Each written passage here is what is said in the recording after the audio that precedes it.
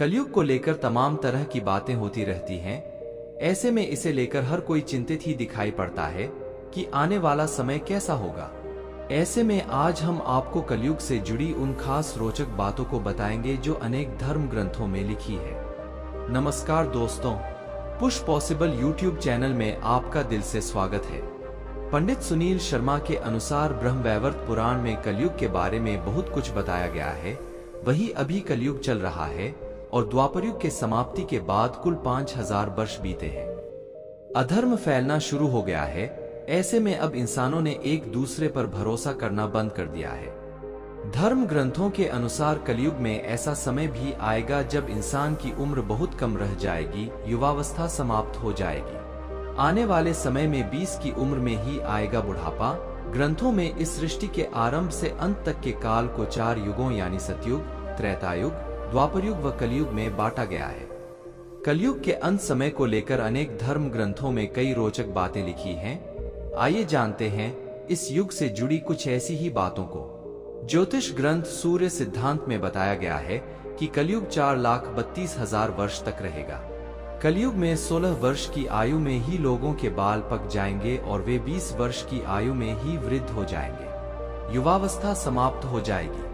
यह बात सच भी प्रतीत होती है, क्योंकि प्राचीन काल में इंसानों की औसत उम्र करीब 100 वर्ष रहती थी।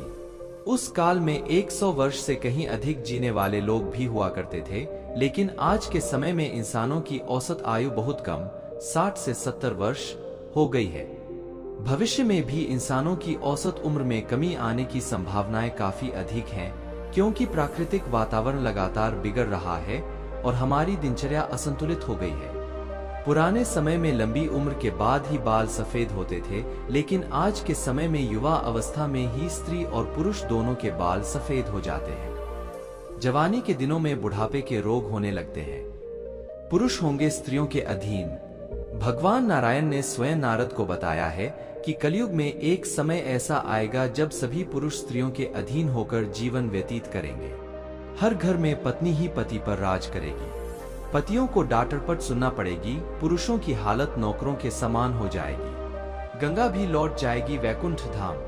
कलयुग के 5000 साल बाद गंगा नदी सूख जाएगी और पुनः वैकुंठ धाम लौट जाएगी। जब कलयुग के 10,000 वर्ष हो जाएंगे, तब सभी देवी देवता पृथ्वी छोड़कर अपने धाम लौट जाएंगे। इंसान पूजन कर्म, व्रतोपवास और सभी धार्मिक काम करना बंद कर देंगे। अन्न और फल नहीं मिलेंगे। एक समय ऐसा आएगा जब जमीन से अन्न उपजना बंद हो जाएगा। पेड़ों पर फल नहीं लगेंगे। धीरे धीरे ये सारी चीजें विलुप्त हो जाएंगी। गाय दूध देना बंद कर देगी। समाज हिंसक हो जाएगा। कलयुग में समाज हिंसक हो जाएगा। जो लोग बलवान होंगे उनका ही राज चलेगा। मानवता नष्ट हो जाएगी। रिश्ते खत्म हो जाएंगे। एक भाई दूसरे भाई का ही शत्रु हो जाएगा। लोग देखने, सुनने और पढ़ने लगेंगे अनैतिक चीजें। कलयुग में लोग शास्त्रों से विमुख हो जाएंगे। अनैतिक साहित्य ही लोगों की पसंद हो जाएगा। बुरी बातें और बुरे शब्दों का ही व्यवहार किया जाएगा। स्त्री और पुरुष दोनों हो जाएंगे अधर्मी। कलयुग में ऐसा समय आएगा जब स्त्री और पुरुष दोनों ही अधर्मी हो जाएंगी। स्त्रियां पतिव्रत धर्म का पालन करना बंद कर देगी और पुरुष भी ऐसा ही करेंगे। स्त्री और पुरुषों से संबंधित सभी वैदिक नियम विलुप्त हो जाएंगे। चोर और अपराधियों की संख्या बहुत अधिक हो जाएगी। कलयुग में चोर और अपराधियों की संख्या इतनी अधिक बढ़ जाएगी कि आम इंसान ठीक से जीवन जी नहीं पाएगा।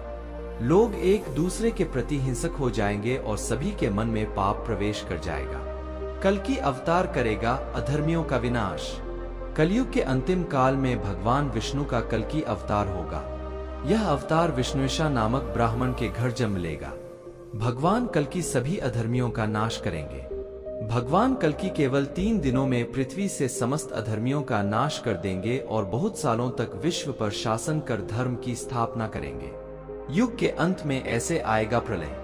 कलयुग में अंतिम समय में बहुत मोटी धारा से लगातार वर्षा होगी, जिससे चारों ओर पानी ही पानी हो जाएगा। समस्त पृथ्वी पर जल हो जाएगा और प्राणियों का अंत हो जाएगा।